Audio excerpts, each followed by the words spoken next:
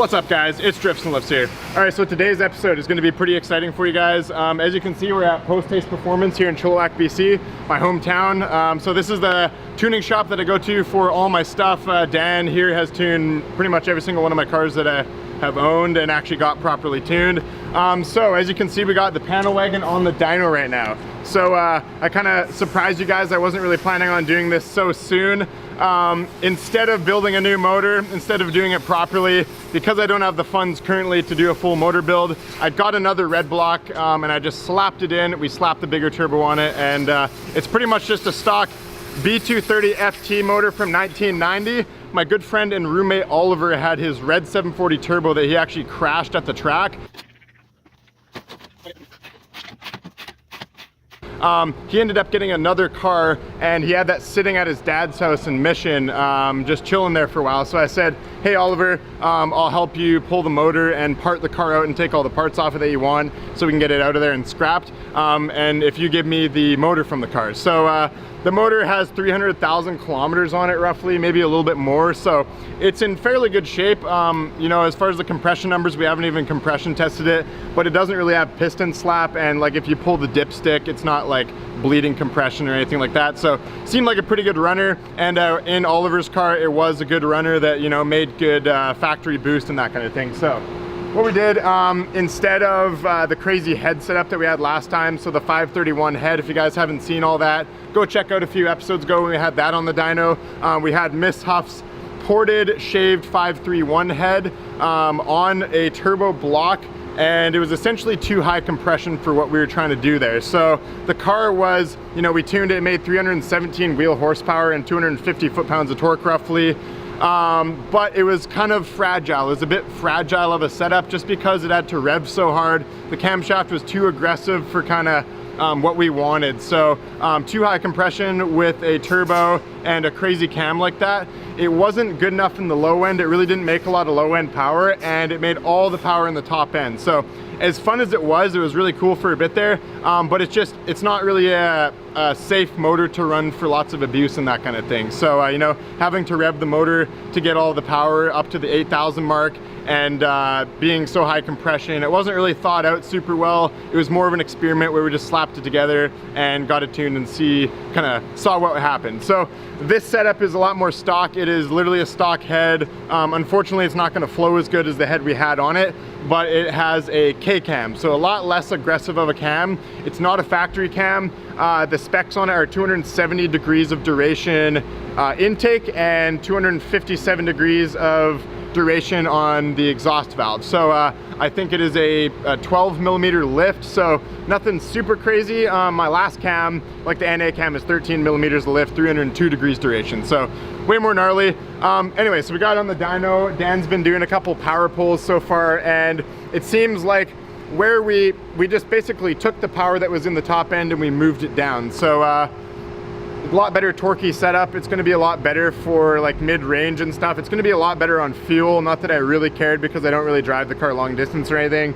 But yeah, so Dan's got on the dyno right now, and we're going to keep making power pulls. We're running about 20 pounds of boost right now. We're just hooking up the boost solenoid so we can start going up in the boost.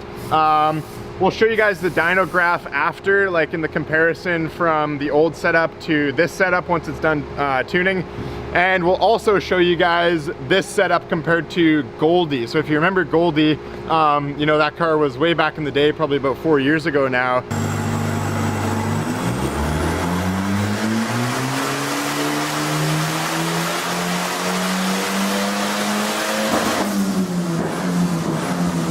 So that car is super torquey, and it'll be interesting to see on the graphs when we show you the comparison, because it made so all these different setups make the power in completely different places on the graph. So anyways, guys, we're gonna hang back and let Dan do work his magic, and by the end of the day here we should have some good numbers to show you and some good comparisons to show. So I'm excited.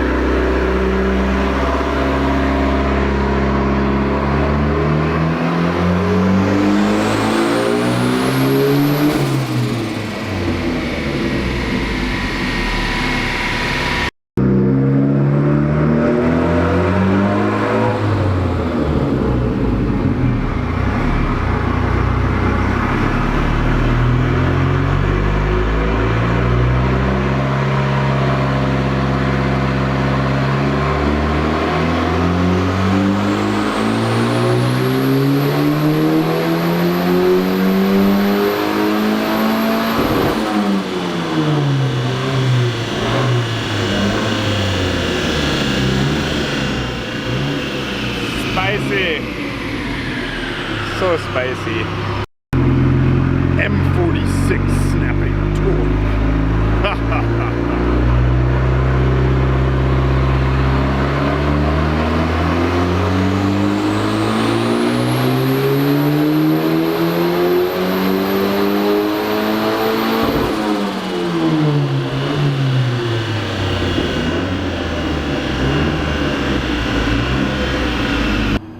Alrighty guys, so that is a wrap up of the tune side of things. So we got our graphs here, we're gonna go over them, kind of explain sort of the difference of the setups. Really interesting, they're completely different as far as just the cam and head being different. The graphs look a ton different. So, okay, so what we got here guys, blue is torque obviously, red is horsepower. So the thick lines, not the dotted lines, is our new setup with the K-cam and the stock 530 head. And the dotted lines is the old setup with the Timos 1310 cam and the ported and shaved 531 head. So if we look here, where boost comes in for one is a lot different. We don't have boost on the graph right here, but you can generally see where the boost is coming in by where the power is starting to ramp up. So as you can see with our old setup, we actually weren't getting full boost until like the 4500 range.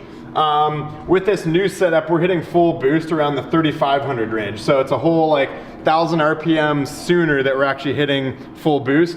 The reason of that is because a combination of things, but you know, we were able to run a lot more timing in the low end just due to being a lower compression ratio. So it actually worked out better to get the turbo spooling quicker. And also the cam setup is gonna flow better. It's actually gonna be moving more air at a lower RPM than the crazy cam setup. So that alone is gonna spool the turbo quicker, right? So if we compare, it's funny because look at all this power that we got up here with the Timos 1310 cam and the old head setup. So we more or less took all this power and we put it into the mid-range of our graph.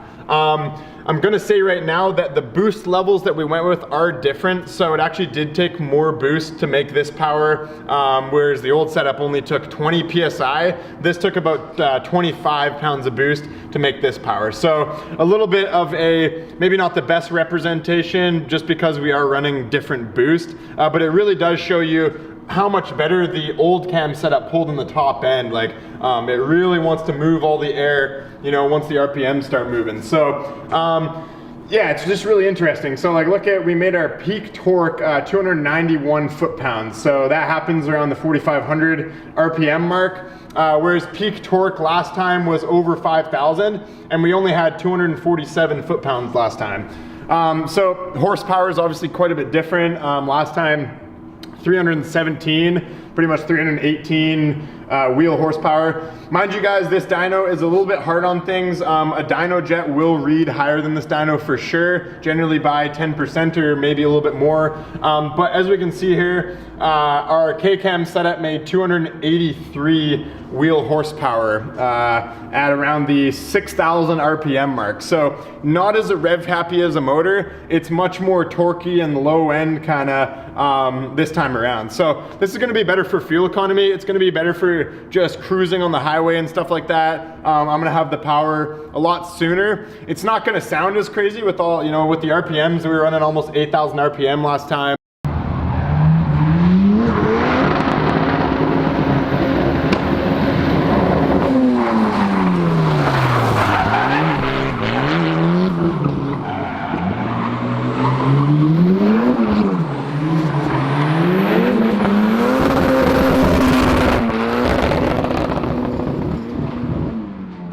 This motor sounded crazy. It did not sound like a tractor anymore. It sounded more like a high performance four banger. But with this RPM range and the 6,000, we're still in tractor zone. So that's okay, I like tractors. Apparently my first word as a child was tractor. So maybe that explains why I like you know, cut off piped Volvos so much, maybe. But yeah guys, so this is, it's cool. It's gonna be fun to see how this motor pulls. We're not gonna do that today. We're gonna take this car for a rip next time. So it's pretty much all to be said about this. The fueling side of things, you know, we still aim for like the mid 11s as far as AFRs go. Timing is as good as it can be without detonation. So Yeah, I think this is gonna be really fun. It has a lot more torque, right? We almost made 40, almost 50 foot-pounds more torque and almost 40 horsepower less, basically. So more or less, guys, we just took the power, moved it earlier on in the RPM. The best setup would, what we're gonna do next time, well, I'm not too positive what we're gonna do next time. It's still kind of up in the air. It's gonna depend on funding and how it goes. But next time, I would like to take that 531 head that I had on the last setup, put one of these camshafts in it so it's not as aggressive on the cam side of things. So probably keep the K cam or maybe an IPD turbo cam. And then we're gonna try to get a thicker head gasket. So something like, to make up for what we shaved off the head, we're gonna get a thick metal head gasket, so it's going to lower the compression ratio. Then we can still run our ported head, because these stock 530 heads, the port design, especially on the exhaust side, is really poor. So the 531 head will flow better on the intake and the exhaust, especially with all the port work that's been done to it. So that's kind of gonna be what we're working with. If we do that, we'll be able to run probably less boost and make the same amount of power, or more boost and, the same boost and more power, basically. So what we're gonna do really quickly here, guys, is show you this setup compared to Goldie. If you guys remember, like 4 years ago, we had my car Goldie. So that had like a T3, T4 Garrett turbo on it. And it also had a IPD turbo cam. The turbo that was on that car was, I know it was spiking pretty high. It was like 26 pounds or something like that. But I'm gonna get Dan to pull up that graph. And just as a little quick thing, right now I wanna show you guys the difference of this setup compared to Goldie back in the day. Goldie was an absolute torque monster, and that's why I could not keep M46s alive in that car. So give us a sec here and we're gonna check that out.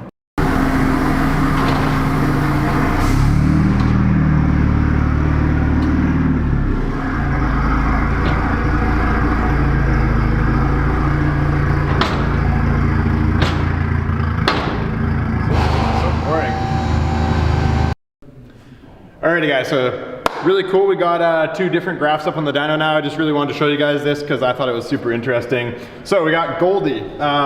Goldie is the dotted line, same thing. Blue is torque, red is horsepower. And then we got the K cam with the panel wagon, the setup that we just tuned. So, thick line and thick red line, blue and red. So if we look at the graphs, it's hilarious. This is mainly because of the turbo choice that I went with. So Goldie was making power so darn early. Where the turbo spooled was kind of just after 3,000. So if you look, it made peak power not too far after the turbo spooled, actually. So peak horsepower was at 4,000 RPM on that car, which is really super, super early. As you can see, it kind of maintained the power up until 5, where it started to fall off pretty bad. So that would have been a combination of the too small of an exhaust housing combined with this car was running an IPD turbo cam. So Goldie, yeah, like I said, IPD turbo cam with a T3, T4 Garrett turbo on it. And other than that, it was pretty much the same stuff. It had 440cc injectors and that kind of thing. It had an aftermarket intercooler, but just some crappy eBay one. But yeah, no, the turbo size is really what made this all happen. You know what, the panel wagon is a better curve in my opinion. It's gonna be a more rev happy engine. It's gonna feel nicer when we're actually ripping on it. So you can see here with the whole set turbo and the K-cam, it definitely took a lot longer to spool. But once the graphs kind of crossed over, you can see the panel wagon was pulling a lot harder in the top end. Like look at the difference from here to here at 6,000 RPM. Like this motor is actually pulling nicely, making good power. This motor is starting to fall off and lose flow up there. So for what we're doing, the panel wagon's definitely going to be a lot better. But it's just so funny. That's a crazy torque number for it was running a lot of boost like this setup was, but I think 25 pounds. It was spiking really bad though, so that's one thing we should mention, is that Goldie was spiking to 25 pounds, and shortly after it would level down to about 20 pounds, whereas the panel wagon's boost was a little more linear. It was like going up to 25 and then kind of tapering down to 24, 23. So yeah. We did not actually, I should mention, we didn't use the Emu's boost control because it was actually, sorry, that's the the standalone ECU that we're running has a boost control solenoid built in. So we were running that, but we were unable to run as little boost as we can, if that makes sense. So running just the wastegate pressure with just a vacuum line going to the wastegate with no boost control was already making us boost too hard. And when we hooked up the boost controller, boost like went way up, too much, more than we wanted. So yeah, really interesting. I figured I'd just show you guys this as well. I'm not too sure. Now, if we had more time today, it would have been cool to put the IPD cam in the panel wagon and kind of see how that affected the graph, but I don't think it would have been too much different. I think we would have spooled maybe a little bit earlier and maybe wouldn't have pulled out as long. That cam has less duration than the K cam, about the same lift and about the same duration on the exhaust side, but the intake valve has a lot more duration on the K cam, being a 270 duration. So there you go, guys. Yeah, just some kind of cool stuff I figured I'd show you. Alrighty guys, so that is pretty much a wrap up of today's video. So I hope you liked it. Really cool to see, you know, the differences in how that graph is with the two different head and cam setups. That's really all we changed on the motor. The motor, as far as the bottom end, is the same on both motors. So that's all we changed, and it made a drastic difference. So yeah, stuff to come for the channel, guys. We're gonna be taking this drifting soon, so we'll get some good footage of that, make a video of that. Then the next on the list of to-do wrench jobs for me is the 12-valve Cummins build. So I haven't really mentioned too much about the truck. My apologies, guys. I've just been getting the Volvo stuff done so we can get that on the road. So I'm going to be replacing the head gasket. I put a bunch of the mods on. I did the injectors, the delivery valves. I cranked the timing on it to 25 degrees. And I went down the road and I blew the head gasket. So I did not put the head studs in. I was being lazy. I spent the whole day wrenching on it, and I literally just wanted to boot it down the road, and I'm paying the price. So we're taking the head off. I'm gonna get it O-ringed, so it's gonna be next to bulletproof. We're gonna put our head studs in this time around, and we're gonna slap on all of the mods we got in that big box from Power Driven Diesel. And yeah, finally we'll get that on the road. So that's gonna be really fun. I can't wait, honestly. I'm really excited for that. So yeah, and other than that, guys, it's just basically saving money and trying to continue building on our parts and cars and projects and stuff, and yeah, keep on pumping out good fun videos for you guys. So I'll leave you there for today. Like and subscribe for sniffing Volvo glue. Peace out.